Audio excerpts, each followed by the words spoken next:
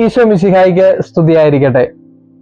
Vadavathoor Saint Thomas Apostolic സെമിനാരിയുടെ theological ഫോറമാണ് ബേസ് ഹൈമാനൂസ. ബേസ് ഹൈമാനൂസ എന്ന സുറിയാനി പദത്തിന്റെ അർത്ഥം വിശ്വാസത്തിന്റെ ഭവനം എന്നാണ്, ഹൗസ് ഓഫ് ഫെയ്ത്ത്. ദൈവശാസ്ത്ര വിഷയങ്ങൾ കൂടുതലായിട്ട് പഠിക്കുവാനും അവ ചർച്ച ചെയ്യുവാനും ഒരുപാട് പേരിലേക്ക് മാധ്യമങ്ങളിലൂടെ എത്തിക്കുവാനുമാണ് ഈ തിയോളജിക്കൽ ഫോറം രൂപീകൃതമായിരിക്കുന്നത്. ബേസ് ഹൈമാനൂസയുടെ നേതൃത്വത്തിലുള്ള ഈ തിയോളജിക്കൽ ടോക്ക് സീരീസിലേക്ക് എല്ലാവരെയും ഏറെ സ്നേഹത്തോടു കൂടി സ്വാഗതം ചെയ്യുന്നു.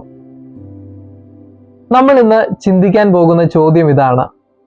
വിശുദ്ധ ഗ്രന്ഥത്തില് ഉൽപ്പത്തി പുസ്തകം 5-ാം അധ്യായത്തില് നമുക്ക് വായിക്കാനായിട്ട് കഴിയും, ആദത്തിന്റെ വയസ്സ് 930 സേത്തിന്റെ വയസ്സ് 912 പ്രതിപാദിക്കുന്നുണ്ട്. എങ്ങനെയാണ് ഈ ദീർഘായുസിനെ നമ്മൾ വായിക്കേണ്ടത്? അവ എങ്ങനെയാണ് മനസ്സിലാക്കേണ്ടത്? ചില വ്യക്തികൾ ഇവയെ വാച്യാർത്ഥത്തിൽ എടുക്കുകയും ആദം മുതലുള്ള മനുഷ്യകുലം മുഴുവന്റെയും ആയുസ് കണക്കാക്കുകയും ചെയ്യുന്നുണ്ട്.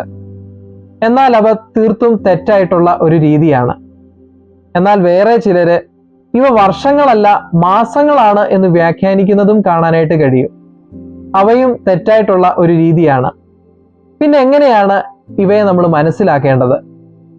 ഇവയെ മനസ്സിലാക്കണമെങ്കിൽ സമകാലീന സാഹിത്യ രചനകളും ചരിത്ര പശ്ചാത്തലവും മനസ്സിലാക്കണം.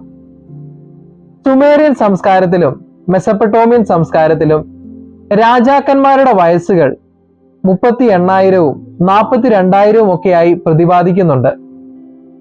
ഒരു രാജാവിന്റെ വയസ്സ് അത്രമാത്രം ഉയർത്തി കാണിക്കുന്നതിലൂടെ ഗ്രന്ഥകർത്താവ് പറയുന്നത് ഇതാണ്: ആ രാജാവിന് അത്രമാത്രം പ്രാധാന്യമുണ്ട്. പ്രാധാന്യമുള്ളത് കൊണ്ടാണ് അത്രമാത്രം വയസ്സ് ഉയർത്തി കാണിക്കുന്നത്. വിശുദ്ധ ഗ്രന്ഥകർത്താവ് ആ സാഹിത്യ ശൈലി തന്നെ വിശുദ്ധ ഗ്രന്ഥത്തിന്റെ രചനയുടെ ഭാഗമാക്കുകയാണ് ചെയ്യുന്നത്. ആയതിനാൽ വിശുദ്ധ ഗ്രന്ഥം നമുക്ക് നൽകുന്ന ദൈവിക സന്ദേശമാണ് നമ്മൾ ഉൾക്കൊള്ളേണ്ടത്. ഇവയെ വാച്യാർത്ഥത്തിൽ എടുക്കാതെ ഇവ നൽകുന്ന സന്ദേശം സ്വീകരിക്കാനായിട്ട് പരിശുദ്ധ റൂഹ നമ്മെ സഹായിക്കട്ടെ. ഈശോ നമ്മളെ എല്ലാവരെയും സമൃദ്ധമായിട്ട് അനുഗ്രഹിക്കട്ടെ. ആമേൻ.